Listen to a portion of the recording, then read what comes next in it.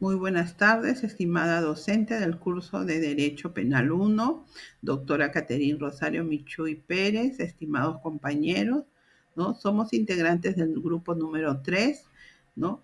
Conformado por Milagros Apaza, Rosa Guevara, Erika Toscano, Analí Colquesaña, Nora Mamani, Norma Peceros, ¿no? Cuyo tema vamos a tratar es la problemática de la interpretación de la autoría en la legítima defensa en las resoluciones judiciales.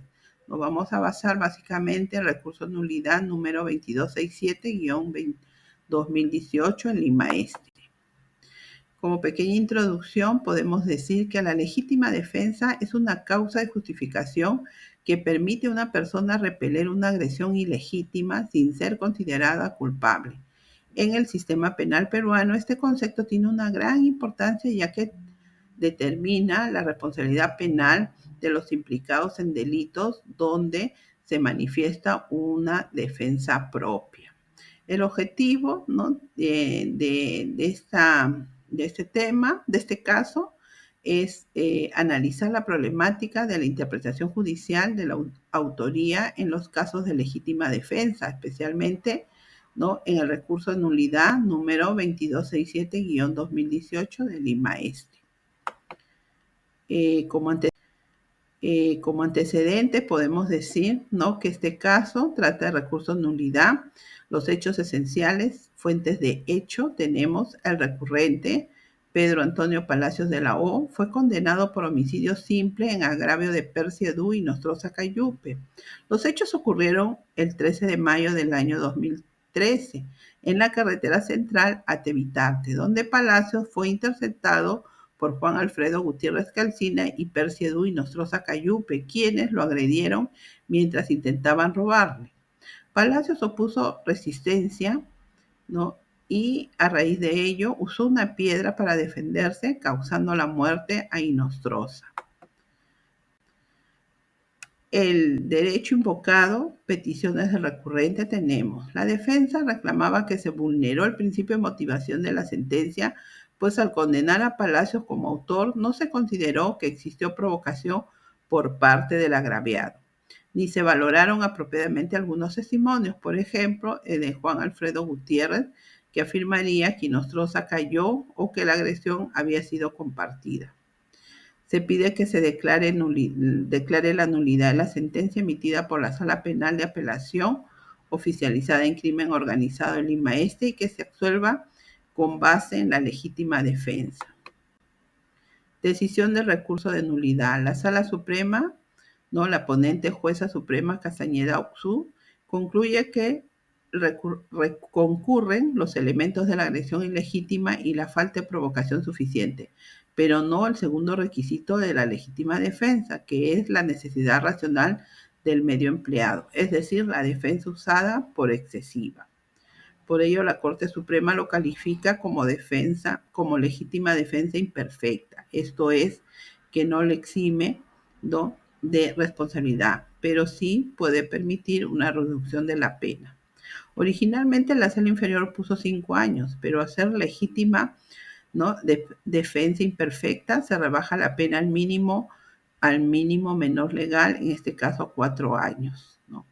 Y también a prestar servicios a las comunidades por jornadas. La normativa que se aplica está basado en la Constitución Política del Perú, donde el artículo 2, inciso 23, reconoce el derecho de toda persona a defenderse legítimamente contra una agresión ilegítima. El Código Penal peruano también, el artículo 20, inciso 3, establece los requisitos para que se configure la legítima defensa, como agresión ilegítima, necesidad racional del medio empleado y falta de provocación. El artículo 21 habla, ¿no? de la regulación de la legítima defensa imperfecta, permitiendo la reducción de la pena cuando uno de los requisitos no se cumple. Tenemos problemática de la interpretación de la autoría, evaluación del medio empleado. En muchos casos, ¿no? la diferencia entre una legítima defensa plena o una imperfecta es saber el medio, ¿no? El medio que utilizó. Por eso la Corte Suprema, ¿no? Si establece el uso excesivo del del material que usó para, ¿no? para defenderse y prácticamente hacer un golpe en la cabeza, el cual, ¿no? lo llevó a la muerte, pero esto se justifica en una legítima defensa imperfecta, ¿no? Evaluación del medio empleado. La provocación suficiente es la línea entre provocación y agresión ilegítima, que puede ser difusa. En este caso, aunque la provocación existió, no se consideró suficiente para justificar una reacción excesiva. Tenemos también autoría versus participación. Dificultades para determinar si Palacio fue autor del homicidio o si su acción debe considerarse como defensa propia. Tenemos también, ¿no? criterios de imputación de la acción del autor, en este caso de legítima defensa. El autor es el responsable, ¿no? Por eso también la pena debe ser reducida, ¿no? Aunque hay una justificación, ¿no? imperfecta. Problemas probatorios y valoración de pruebas. Tenemos los testigos cuyos representan un papel central al demostrar la existencia de agresión inicial. También se puede ver la intensidad o la provocación. Los jueces suelen requerir que esas pruebas sean claras, coherentes, corroboradas, y si hay contradicción, predominar la versión fiscal o la que se ajuste al estándar de prueba que se adopte.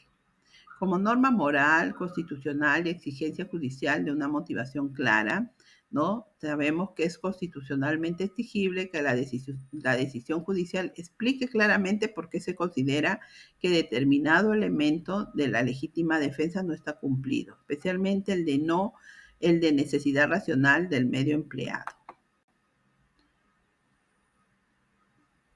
Tenemos ilegítima defensa imperfecta como figura puente y tenemos uniformidad jurisprudencial y seguridad jurídica. En la primera dice es funcional como la solución intermedia. Se reconoce que hubo una causa de justificación, pero que no todos los requisitos se cumplieron, por lo que no hay excepción total, pero sí hay reducción de la pena. Hay tesis académicas también que denuncian que la aplicación de legítima defensa en casos semejantes varía bastante según sala, corte o juez. Esto genera también inseguridad jurídica. Interpretación de la autoría en la legítima defensa imperfecta. Hay autoría penal y responsabilidad y sanción. A pesar de la legítima defensa imperfecta, se considera a la persona como autor del delito, ¿no? Ya que la extensión, ¿no? de la responsabilidad no es total. Por ello, hay una reducción de pena. En responsabilidad y sanción, dicen el recurso nulidad, en este caso 2267-2018, la Corte Suprema reduce la pena de Palacios a 4 años de prisión en lugar de 5 años, debido a la legítima defensa imperfecta. Consideraciones de derecho. Tenemos Constitución Política del Perú, ya lo dijimos, artículo 2, inciso 23, el Código Penal en el artículo 20, ¿no? Inciso 3, donde fija los 3 elementos necesarios para la legítima defensa. El artículo 21 dice legítima defensa imperfecta. Cuando falta uno de los requisitos, se permite una menor sanción. Doctrina y jurisprudencia. La tesis, análisis doctrinario jurisprudencial de la legítima defensa en el derecho penal peruano, identifica que el requisito de necesidad racional del medio suele ser el más conflictivo en la práctica judicial. Reflexiones sobre los problemas de interpretación. En los límites del medio empleado vemos que hay incertidumbre, ¿no? sobre qué constituye una reacción, ¿no? estable y proporcional en la legítima defensa, ¿no? En cuanto a la subjetividad y objetividad, la valoración de prueba y las circunstancias personales del acusado pueden influir en la decisión judicial. El análisis del miedo razonable o temor puede ser utilizado para justificar una respuesta excesiva. Una diferencia entre defensa perfecta e imperfecta, la distinción entre defensa perfecta, ¿no? que es excepción total de responsabilidad, o la imperfecta, que es responsabilidad con reducción de pena, sigue siendo confusa en algunos casos judiciales. Aquí ya corresponde, ¿no? a cada juez, ¿no? interpretar, como se dijo al inicio, ¿no? su veredicto, llamémoslo así, porque cada sala es distinto, no todos dictaminan al 100% igual, ¿no? Hay muchos valores que considerar y interpretar para dar su veredicto final. Tenemos prueba y certeza también dentro de esas reflexiones sobre los problemas de interpretación, que para decidir auditoría y justificar legítima defensa también deben crearse pruebas claras de agresión ilegítima, ¿no? Hay tantas pruebas que deben recopilar. Coexistencia de provocación y agresión ilegítima también. Determinar cuándo la acción del agraviado es provocación suficiente para que la legítima defensa no sea operativa o para que altere la responsabilidad penal. Seguridad jurídica, ¿no? Vemos que las inconsistencias en decisiones similares pueden generar incertidumbre en la ciudadanía sobre, ¿no?, cuándo y cómo pueden defenderse sin incurrir en responsabilidades mayores. El caso, bueno, hay un caso de realidad social, ¿no? Puede ser el caso de Vladimiro Montesinos, que fue condenado por el asesinato de un agente de inteligencia 26 años después, ¿no? En la parte social, la condena de Montesinos de 26 años después del crimen demuestra la persistencia en la búsqueda de justicia por parte de las víctimas del régimen autoritario de los años 90. La sociedad peruana valora el esclarecimiento de estos crímenes y la rendición de cuentas de los responsables, sin importar el tiempo transcurrido. Sin embargo, el lento avance en estos procesos judiciales refleja las dificultades que enfrenta el sistema de justicia para perseguir delitos complejos y crímenes de lesa humanidad. La condena también envía un mensaje en las futuras generaciones de que los crímenes del pasado no quedan impunes. En la realidad jurídica no hay muchas perspectivas jurídicas, ya que la condena de Montesinos consolida la aplicación de la doctrina y la autoría, ¿no?, creando así una jurisprudencia peruana. Esta figura permite imputar, ¿no?, la pena a aquellas personas que han cometido estos delitos, ¿no? Delitos de crímenes graves, ¿no? Enjuiciamiento en algunos casos, ¿no? Todo esto jurídicamente sirve para garantizar que los crímenes de lesa humanidad no prescriban ni quede impune, reforzando la confianza en la justicia y en la defensa de los derechos humanos. Entonces, así hayan pasado 26 años o más, ¿no?, siempre en la realidad social y la realidad jurídica quizás se unen, ¿no?, para condenar, en este caso, a Vladimiro Montesinos, ya que también el tema, estamos hablando de lesa humanidad.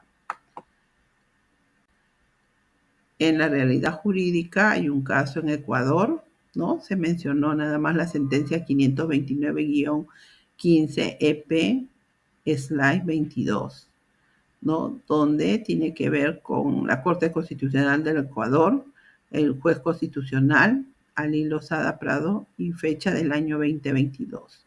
Aquí también hay uno similar en el Ecuador y en Perú, ¿no? En Arequipa también se dio un recurso de nulidad número 163/2020.